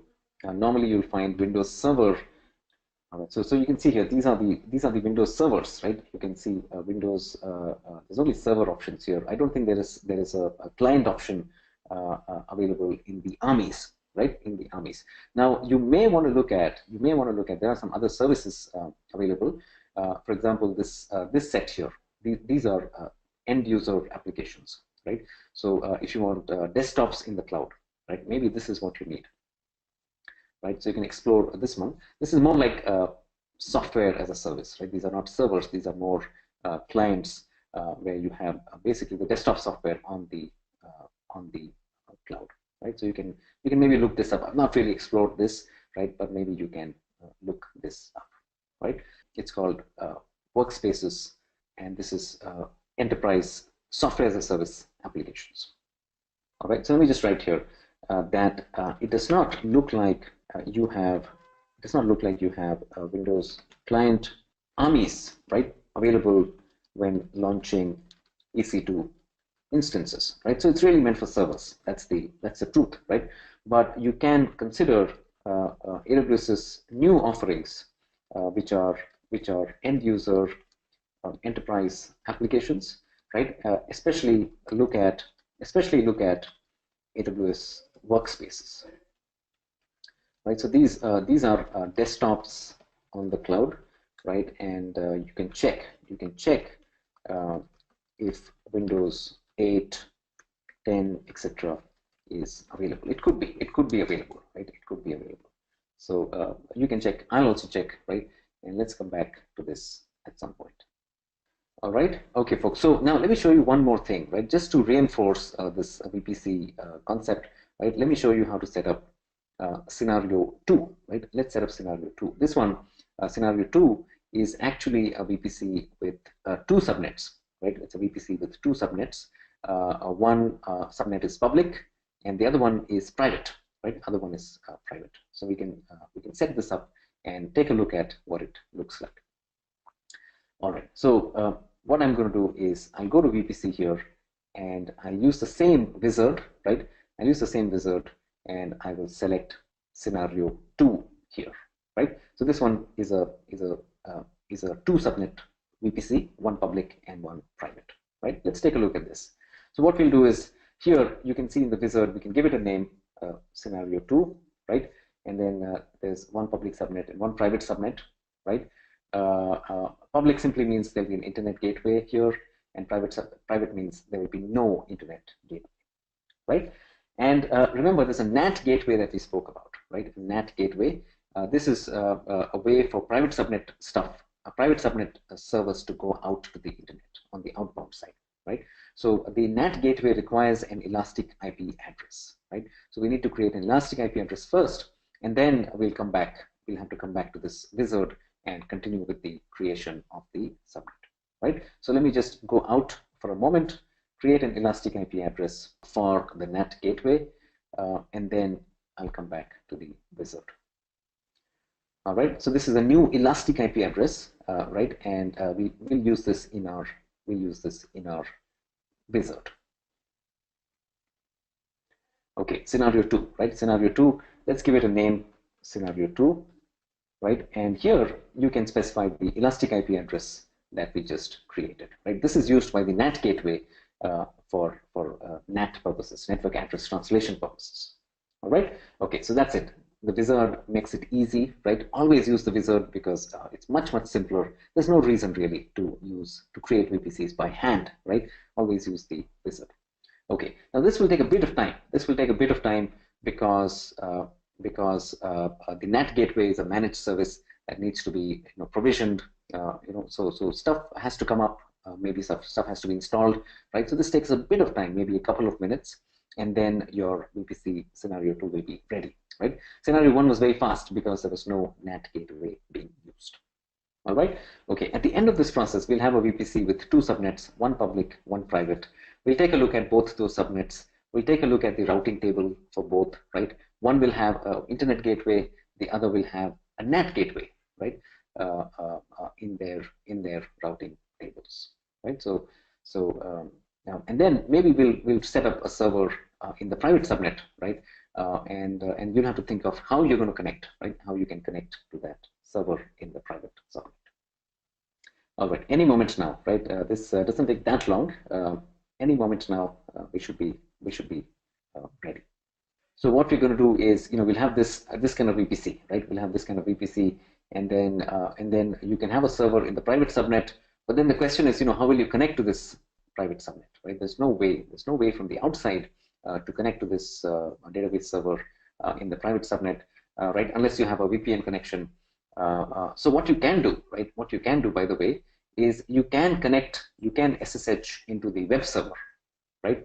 And from the web server, you can connect to the database server using the private IP address of the database server, right? So you can go to the public subnet, and from there go into the private subnet, right? So this is an indirect way of connecting to your private servers without using a VPN connection, right?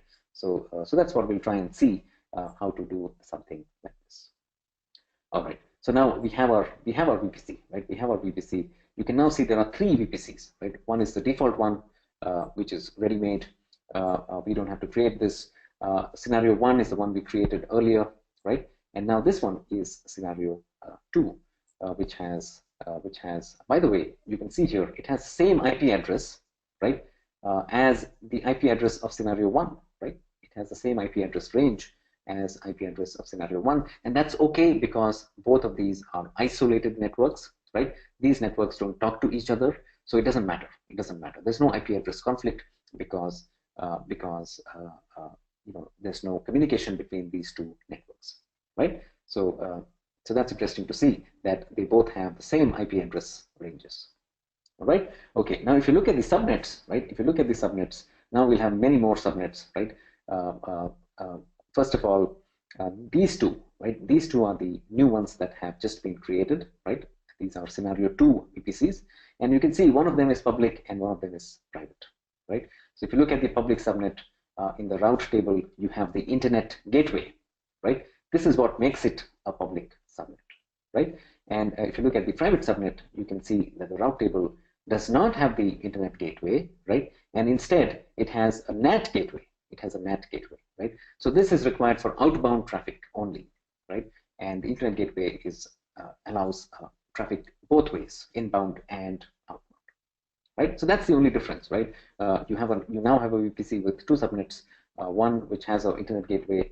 This is the public one, and another one which has a NAT gateway. This is the private one, right? That's it. That's how it works, right? Now, when you launch your RDS instances, when you launch EC2 instances, you can place them in the appropriate subnet, right? You can place them in either the public subnet or the private subnet, right? So let's take a look at that. So let's say you want to install EC2 instances in the private subnet, right? So what you can do is you can launch from here and specify the private subnet. Before that, let me just create a security group, right? Let me create a security group for the new VPC. So I'm going to create two security groups, actually, one for the public subnet, one for the private subnet.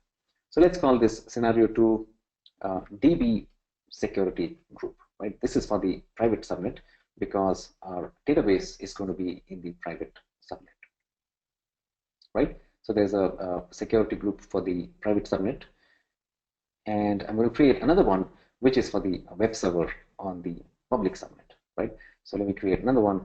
Let's call this scenario 2 web security group, right? This is going to be for the servers in the public subnet, right? Okay, so now we need to set up the rules as well, right? We need to set up the rules as well. So for example, for the web server, right? For the web security group, we'll have our usual rules. One is SSH, right? One is SSH, and let me get my IP address here again, right? So this is my IP address with /32 subnet mask, right? Please remember the /32 is what you need to specify when you're setting up your IP address, right? And so this becomes a way for me to connect to this server in the public subnet, right? Now the other security group in the private subnet, right, needs different kinds of rules, right? So here we won't have SSH, right? We won't have this rule because you can't connect to the server in the private subnet in any case, right? There's no need, there's no use for SSH, right? But what you want is, you may want to connect to this server from a server in the public subnet, right? So what you can do is you can allow access on port 22 from the public subnet, right? So you can select the security group of the public subnet here, right, as the source IP, right? So we're not saying 0000/0. We're not giving my IP address, right? We are saying anybody from the public subnet using this security group, right, the web server security group, can connect to this server, to the server in the private subnet on port 22. Right? Normally what you'll do is you'll not have port 22, you'll have say a database port, right? Normally you'll have a database port, let's say MySQL, you'll have MySQL port, right, from the web server, right? Or maybe if you're using some other database, maybe Microsoft SQL, right, you'll have this kind of rule allowed from the web server security group, right? So this is how you set up the security group for the database server in the private subnet. Yeah, I hope this is clear, right? So we are setting up two security groups, one for servers in the public subnet and another one for servers in the private subnet, right? Okay, now if you're launching a server in the private subnet, what you're going to do is the same things, right, as we've done before, except here we choose scenario 2 VPC and we choose a private subnet for our database server, right? This is where our database will reside, right? Okay, everything else remains the same. The security group will have to be the one we just created, which is the database security group, right? Okay, so so this is our private server, our database server, right? So this is our database server. Now, so what we've done in the scenario 2 here is we've just launched EC2 instance, which is our database server in the private subnet, right? This is what we've done. Now you can't connect to it directly, right? You can't connect to it directly. So what you have to do is you have to create another server in the public subnet, connect to that, right? Connect to that over SSH.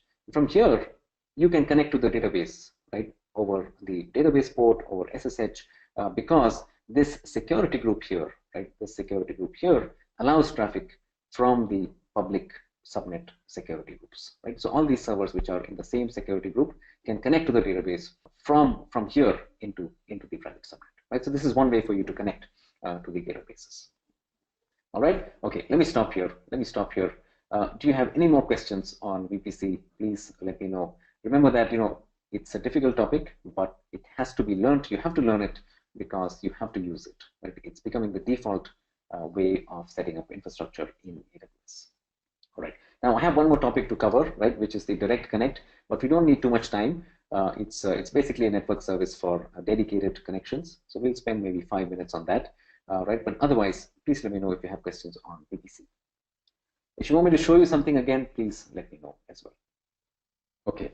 So Jesus, please repeat the step for the public IP, right? For the public IP address. And okay, sure. So what we're doing is, let's say in scenario 2, right? The same is applicable to scenario 1 as well, right? So what you do is you want a public IP address only for servers which need connections from the internet, right? If you don't have that, you don't need public IP addresses, right? For example, your database server does not need public IP because nobody needs to connect to the database from the internet, right? So that's point number 1, that public IP is only required for public-facing servers, right? Typically web servers, right? So what we can do is you can install a server, you can deploy a server in the public subnet, right? And then you have the internet gateway which allows traffic from the outside, right? But you also need to be able to access this server. You also need a public IP address on the server, right? Because when you do something like this, right? When you connect to a server using the public IP address, right? When you use the IP address to connect to a server, it needs to be a public IP because only public IP addresses are known to the internet service providers, and they know how to route the traffic, right? They know how to send the traffic to the right server if it is a public IP address, right? If it is a private IP, they don't know where to send the traffic, right? So that's why without a public IP, you cannot connect to any server from the internet, right? So what we would normally do is in the public subnet, right? It makes sense to have public IP only in the public subnet, right? So create a server in the public subnet, assign a public IP address to it.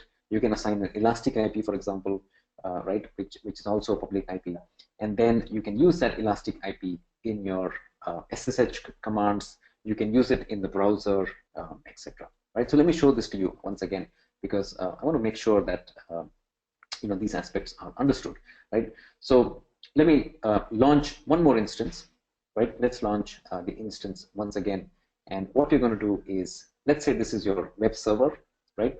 And what we're going to do here is you can choose either of these VPCs, right? VPC scenario 1 or VPC scenario 2, and make sure that you are creating your web server in the public subnet, right?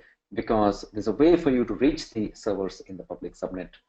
There's no way for you to reach the private subnet, right? So make sure you're launching the server in the VPC and in the public subnet, right? Okay, now here, by default, a public IP address is not assigned, right? It's not assigned to servers in the VPC, right? You can change this. You can say, hey, this is a web server.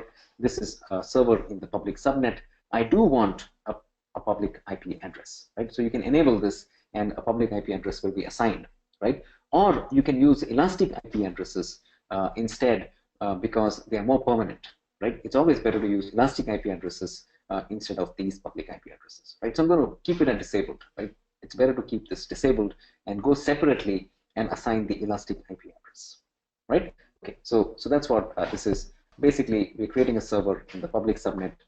We're not assigning public IP addresses at the moment, right?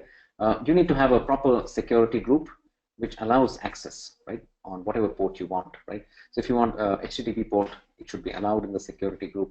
If you want SSH, it should be allowed in the security group, right? So this is important.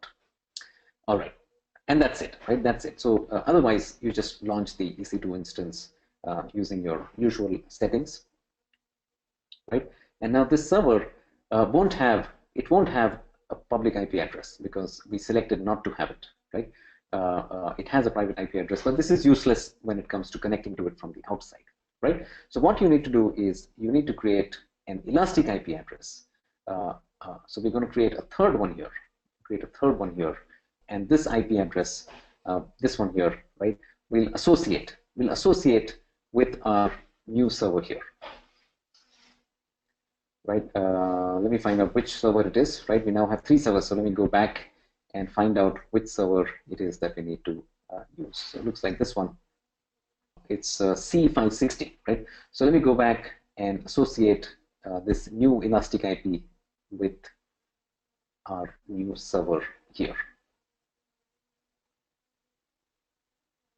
right? So this is how you associate an elastic IP to the server, and now this server has a public IP, right, which also happens to be an elastic IP, which is more permanent, right, which is more permanent than a public IP, right? So now that you have a public IP, you can now connect to this, right? You can connect to this from the outside. So my computer here is the outside, right? I'm connecting to the server over the internet, right? So now you can connect to this server using this elastic IP address.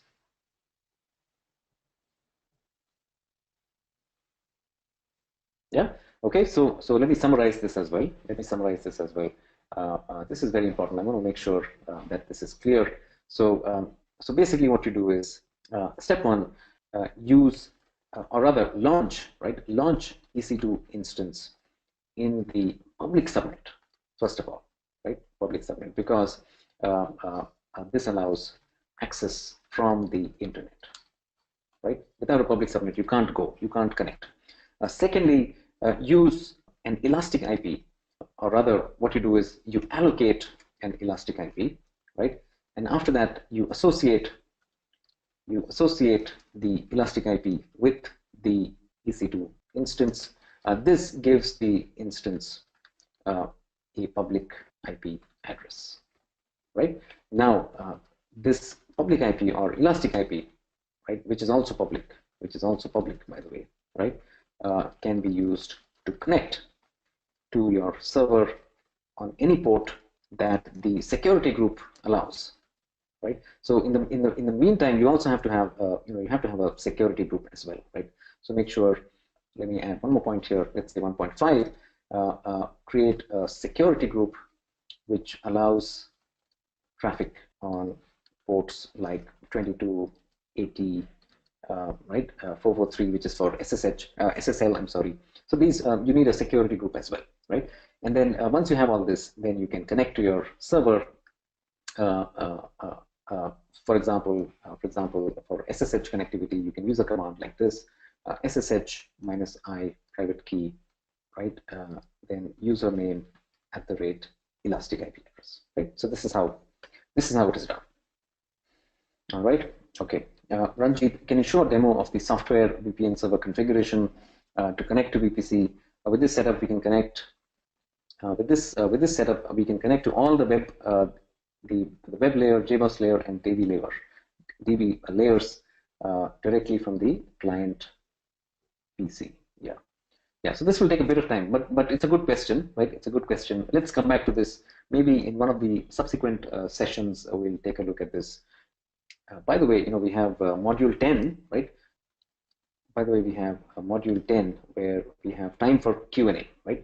So so that'll be the last module where we'll spend a lot of time on any sort of Q&A that you guys want to do in a later module, right? But I guess it's important, right? We should do this. Let me highlight this as well. All right, and one more question, and then let's maybe spend time on direct connect, right? So Ranjit, how do I allow private subnet machines to connect to specific public URLs? Specific public URLs, right? So you can't really do that unless you create some sort of filtering software, right? See, the firewall, you have really two mechanisms, right? You have security group and you have ACLs, right?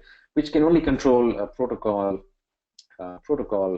which is stuff like TCP, UDP. It can only control ports, right? And it can control the destination, the source IP addresses, right? You can only control these things. Maybe you can enter the source IP, right? So source IP may be a solution. Right? This may be a solution. If you know the IP address of that URL, maybe you can block it there, right? Otherwise, for outgoing traffic, you probably have to look at some specialized software which filters based on URL, right? Like, for example, in companies, right, you have these proxy servers, right? In companies, you have these proxy servers which are used to limit. For example, in corporate environment, right? In corporate environments, you have proxy servers which are used to filter, right? URLs, filter or block URLs, right? So you need that kind of mechanism. There's nothing in the AWS infrastructure which allows you to do things at a URL level, right?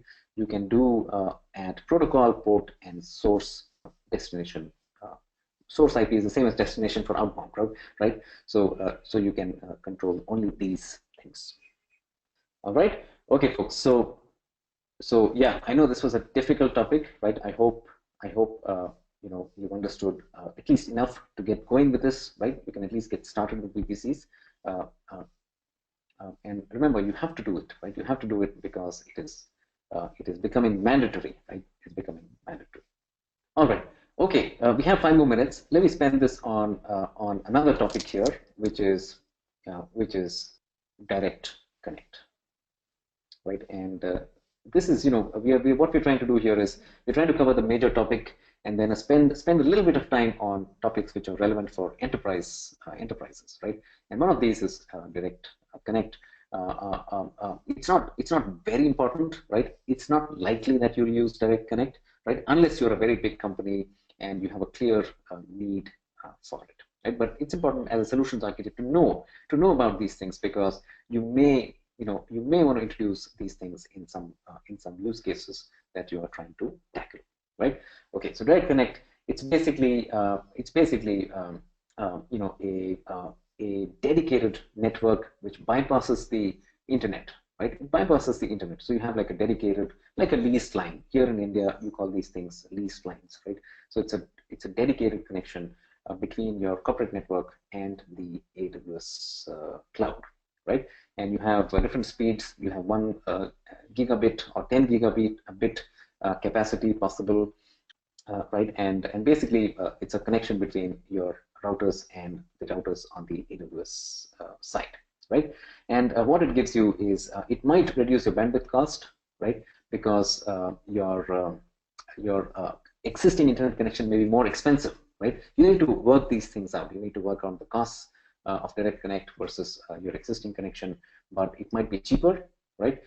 2, it will give you consistent network performance, right? This is important because if you use your existing internet connection, you are contending with your existing internet traffic, right? Maybe your employees are using some applications, they're using their email, right? They're doing their browsing. So when you use the same internet connection, there is contention, right? You are affecting them, and those users are affecting your traffic, right? So if you use direct connect, you get consistent network performance, right? Consistent network performance, right? So lower cost, consistent network performance are probably the reasons, right? Why you may want to go for a direct connect, right? Okay, these are some costings. So there's depends on the speed, right? What speed you want, and obviously the greater the speed, the higher the cost, right? So these options are available, and yeah, that's it, right? So please look it up. In fact, if you look at there's good documentation available. Let me just show this to you. Okay, so this is AWS documentation, and by the way, it's the let me point out a few pieces of documentation which you should look at, right? So first thing you should look at is what is called the product overview, right? This is the product page, AWS Direct Connect, right? Gives you a brief introduction to the service, right? You can look this up, and then if you are interested, you can look at product details, right? This has real important the finer details of that service, right? So you can look at this. For example, the Direct Connect detail page will tell you what's possible here in India, right? Obviously, Western countries will be well supported, but in India as well, right? You have this one here in Mumbai, right? In Mumbai, you have this option of Direct Connect, right? So it's not available in any other place. It's only available in Mumbai, right? So so look at the product details, and if you want to understand more, look at the FAQs, right? FAQs are a great resource because these have some of the more complex, also some of the more commonly asked questions, right? Look at FAQs for all the products that you are interested in. All right, okay. So that's it, folks. That's it from me for today, right? What we'll do in the next week is we'll look at storage services I'm sorry, we'll look at databases, right? We'll look at databases like RDS, and we'll also look at high availability auto scaling groups, load balancers, and such. All right, so that's coming up next week. All right, so thanks for joining, right? And have a good week. I'll see you next Saturday. Bye.